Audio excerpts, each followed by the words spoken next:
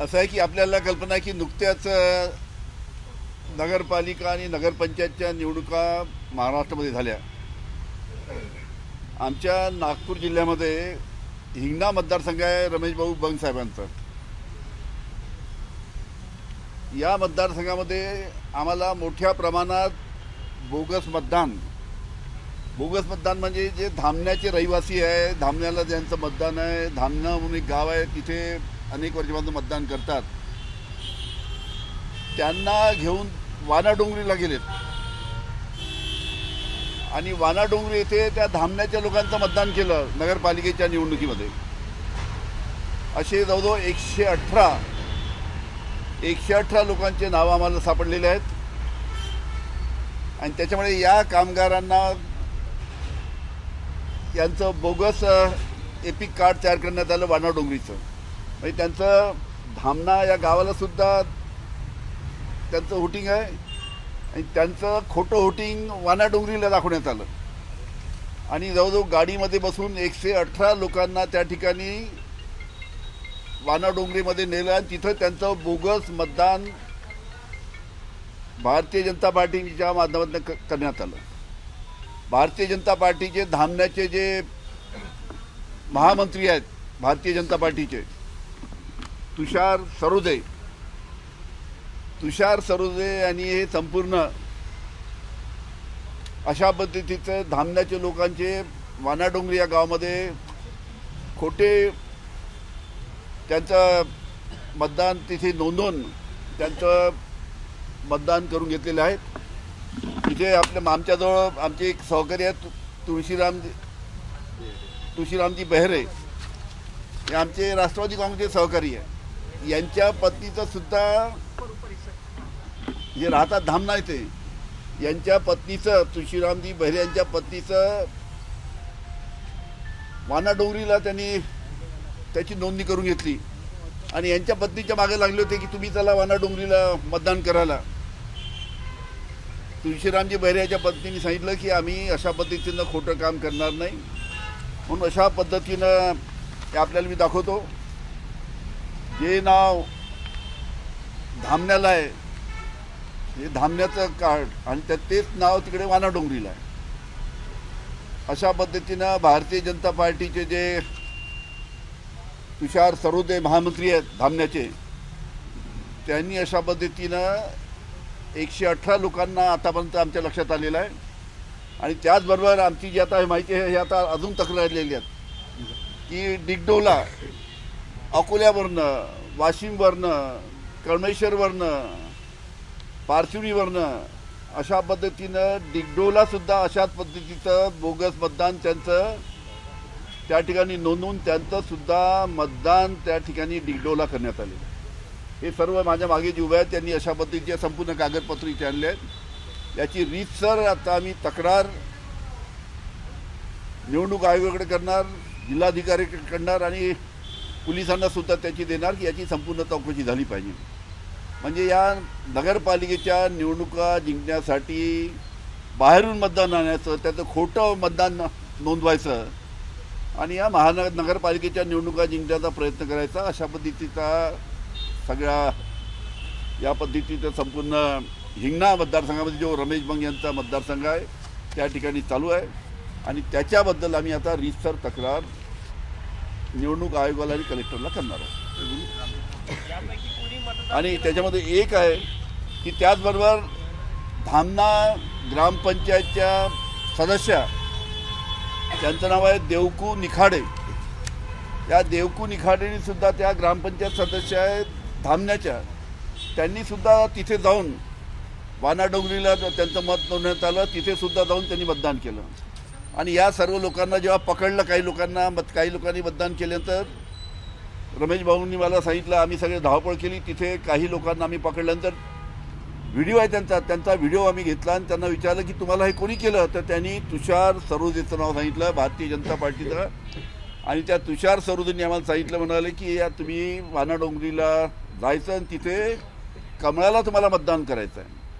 त्यांना 2-2 हजार रुपये मतदानासाठी त्या ठिकाणी तुषार सरोदे भारतीय जनता पार्टीचा महामंत्री यांनी दिले. आणि त्यांच्याकडनं सर्व खोटं मतदान त्यांनी ठिकाणी करून घेतलं. अतिशय हा गंभीर विषय आहे. अशा पद्धतीनं अनेक ठिकाणी नागपूर जिल्ह्यामध्ये हे प्रकार झालेले आहेत. महाराष्ट्रामध्ये तर मला कल्पना आहे, पण अशा पद्धतीच्या तक्रारी इथे येत आहेत.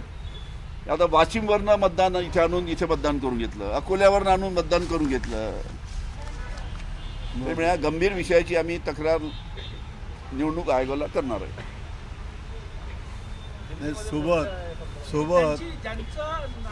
सोबत डेगमा बूथ क्रमांक 340 इथे वास्तव्यात असलेले 150 लोक, त्यांचंसुद्धा मतदान वानाडोंगरीच्या बूथ क्रमांक 12 मध्ये झालेलं आहे. आता जी माहिती दिली देशमुख साहेबांनी, हे सगळं मतदान बूथ क्रमांक 10, 11, 12 मध्ये झालं आहे. आणि डेगम्याचे मतं हे 150 मतं, त्यांचं नाव दोन ठिकाणी आहे. डेगम्यामध्ये पण आहे 340 लोक, 150 लोकांचं, आणि वानाडोंगरीमध्ये आहे. ह्या अशा प्रकारचे दुबार मतदान आहे. तसंही आमच्या मतदारसंघात फार मोठ्या प्रमाणात बोगस मतदान आहे. त्याची नोंद वारंवार करून आमचं पिटिशनसुद्धा कोर्टात आहे. आणि त्यामुळे ह्या निवडणुकीत फार मोठ्या प्रमाणात बोगस मतदान करण्याचा प्रयत्न भारतीय जनता पार्टीने वानाडोंगरी, डिगडो, निल्डो या सर्व नगरपंचायतमध्ये केला. त्याकरताच आम्ही सगळे आलो आपल्याकडे. या ठिकाणी प्रामुख्याने आपण हे पंकज आमचे ते उपस्थित 118 महिला पुरुषांनी मतदान केलं असं तुम्ही म्हणतात, ते कधी काही वानाडोंगरीत होते का? नोंदणी कशी झाली की नोंदणीसाठी तुम्हाला तिथे वास्तव्य करावं लागेल, तिथे किरायापत्र काही? एक मिनिट मी सांगतो. सगळी बोगस नोंदणी झाली. जसं कोंढाळीच्या संजय राऊतचं जसं वानाडोंगरीला बोगस मतदान करून दिलं, तसं संजय राऊत कोंढाळीचे मतदार होते. कोंढाळीला चारदा ते ग्रामपंचायतीची निवडणूक लढले. त्यांनी कोणताही अर्ज माझा वानाडोंगरीला करावा असा दिला नसताना सुद्धा त्याचं मतदान त्याचं नोंद त्या ठिकाणी वानाडोंगरीला झाली होती. त्याच पद्धतीनं धामण्याचे जे मतदार जे तिथं मतदान करत होते अनेक वर्षांपासून, रहिवासी धामण्याचे, पण या नगरपालिकेच्या निवडणुकीसाठी त्यांना बोगस पद्धतीनं त्याची नोंदणी करून त्यांच्याकडनं मतदान करून घेतलं भारतीय जनता पार्टीने. हा अतिशय गंभीर विषय आहे.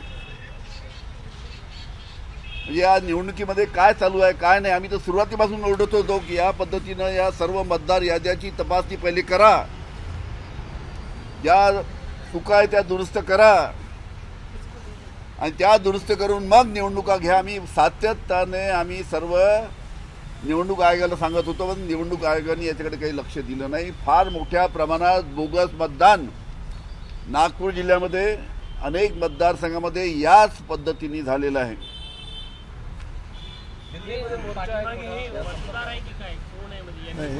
सर मैं डिक्टो नगर परिषद है वहाँ पे प्रभाग,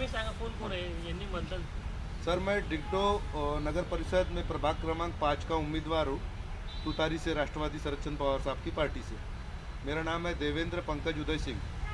उमेदवार है क्या सगळे? हाँ सर मैं उम्मीदवार हे हूँ. सगळे उमेदवार नाही आहे. नाही, 2 उमेदवार, 2-3 उमेदवार आहे, बाकी मतदार आहे का एखादा असा कोणी सगळे मतदार आहे. एखादा अरे हा आहे ना मतदार, याची बायको आहे ना. माझ्या सर ये भी मतदार है, ये भी मतदार है. मतदान केलेलं कोणी आहे का? एक मिनिट. तुम्ही केले? हा, तुम्ही कुठले आहे? हा? प्रभाग 5 में आता है डिक्टो. 118 पैकी कोणी आलाय का आता? हे आले ना याची बायको. माझ्या पत्नीचं नाव मतदार हा तुषार बेहरे. हा पत्नी आल्या? नाही मी आलोय. तुम्ही मतदान केलं का तिथे? नाही माझ्या पत्नीचं नाव त्या ठिकाणी आहे म्हणून मला सूचना केली. मी म्हटलं आम्ही आजपर्यंत असे कामं केले नाही. 118 पैकी कोणी नाही आलं का?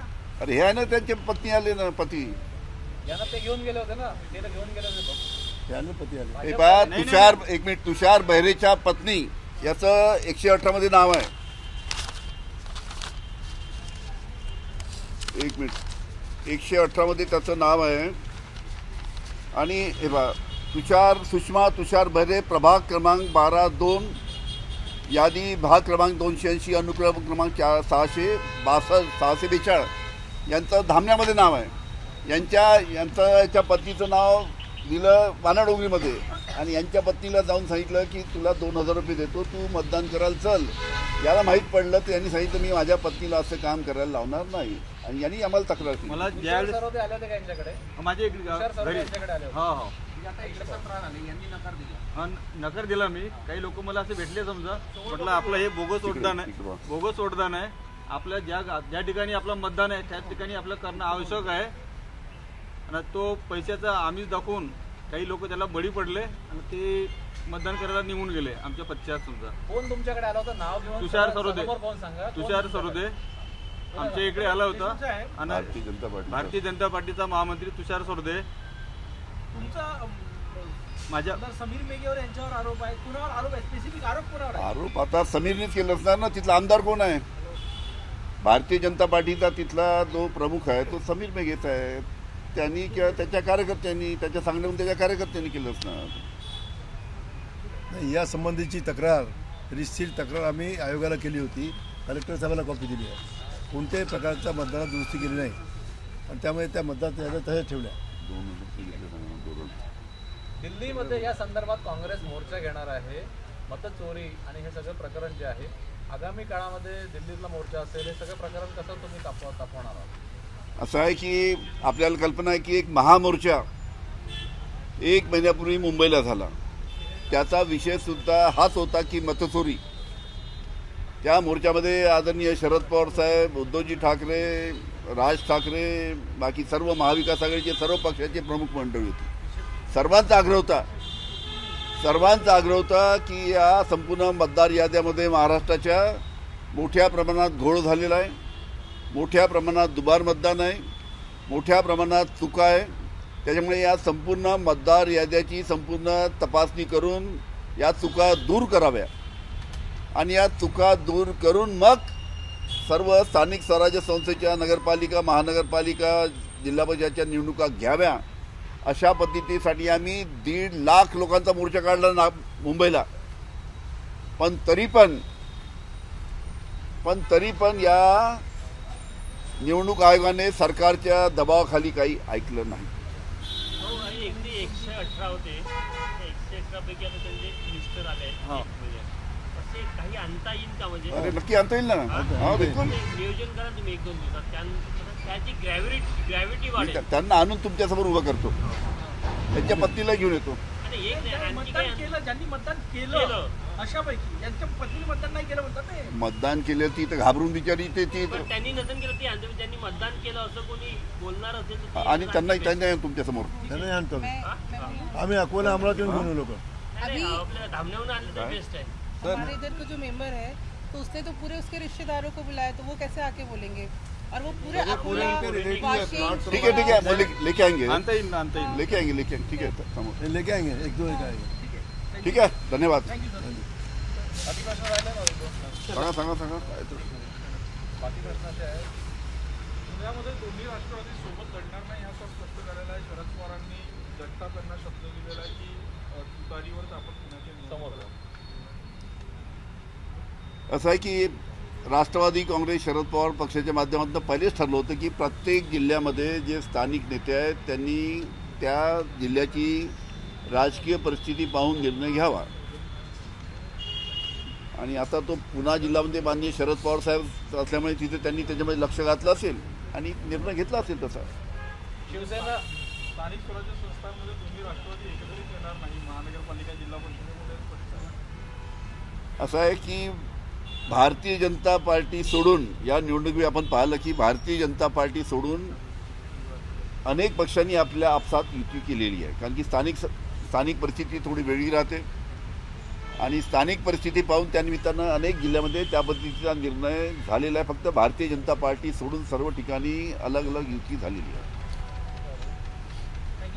शिवसेना आमदार संजय गायकवाड यांनी सांगितलं मुंबई महानगरपालिकेत आमदार करू. भाजपनं तिकडे शंख फोडलेले आहेत सगळं. आता कशा प्रकारच्या लढ्या महायुतीमध्ये चालू आहे याची आपल्या सर्वांना कल्पना आहे. त्या ठिकाणी भारतीय जनता पार्टीचे नेते असो, ठाण्याचे किंवा बाकी जिल्ह्यातले, किंवा शिवसेनेचे असो की अजित पवारच्या पक्षाचे राष्ट्रवादीचे असो, कशा पद्धतीनं शिवसेना आणि भारतीय जनता पार्टीमध्ये वाद त्या निमित्तानं अनेक ठिकाणी निर्माण झालेला आहे याची आपल्या सर्वांना कल्पना आहे. त्याच्यामुळे एकमेकाचा महायुतीमध्ये एकमेकाच्या पक्षावर विश्वास नाही. अविश्वासाचं वातावरण संपूर्ण महायुतीमध्ये तिन्ही पक्षामध्ये आहे. आणि त्याच्या बाबतीत आपल्याला सर्व माहीत आहे की काय काय घडलं, काय काय नाही. म्हणजे शिवसेना शिंदे साहेबाच्याच गटाचे जे प्रमुख आहे आमदार आहेत ते भारतीय जनता पार्टीचे पैसे त्या निमित्तानं कुठं आहेत त्यांच्या नेत्याकडे ते पकडून देतात. नितेश राणेच्या बाबतीत आपल्याला करतात त्यांनी स्वतः पुढाकार घेऊन भारतीय जनता पार्टीच्या नेत्याच्या घरातले पैसे पकडून दिले. इतक्या मोठ्या प्रमाणात यांच्यामध्ये अविश्वास आहे आणि तिन्ही पक्षामध्ये महायुतीमध्ये मोठा वाद त्या निमित्तानं निर्माण झालेला आहे. मीरा भाईंदरमध्ये शाकाहारी मांसाहारी वाद पुन्हा समाजावर आलेला आहे. शाकाहारी लोकांनाच फ्लॅट दिल्या जातील असं तिथे आहे. माजी गृहमंत्री म्हणून या सगळ्या प्रकरणाकडे आताच्या गृहमंत्र्यांनी कसं पाहिलं? ठीक आहे, मी माहिती घेतो. मला एक्झॅक्टली काय माहिती नाही याच्याबाबतीत काय तर. एक शेवटचा प्रश्न आहे, हापूस आंब्यावरती आता गुजरातनं दावा ठोकला आहे आणि GI इंडिकेशन जे असतं त्या GI इंडिकेशनवर वलसाड हापूस म्हणून त्यांनी प्रयत्न केला आहे की GI इंडिकेशन हे वलसाडला मिळा. कोकणवासियांना नाराजी आहे. असं आहे की संपूर्ण भारतामध्ये नाही संपूर्ण जगामध्ये हापूस जो प्रसिद्ध आहे तो कोकणातल्या देवगडचा हापूस प्रसिद्ध आहे आणि देवगडच्या हापूस आंब्याला बाजारामध्ये चांगला भाव राहतो आणि सर्वांना देवगडचा हापूस पाहिजे. अशा परिस्थितीत आता हापूस आंब्यावर अजून कोणत्या राज्यातलं जरी काही क्लेम करत असेल तर सर्व लोकांना माहीत आहे की सर्वात चांगला हापूस आंबा हा कोकणातलाच आहे. त्याच्यामुळे याच्यामध्ये काही जास्ती वाद वाढण्याची काही याच्यामध्ये प्रश्न उपस्थित होत नाही. ABP माझा, उघडा डोळे बघा नीट.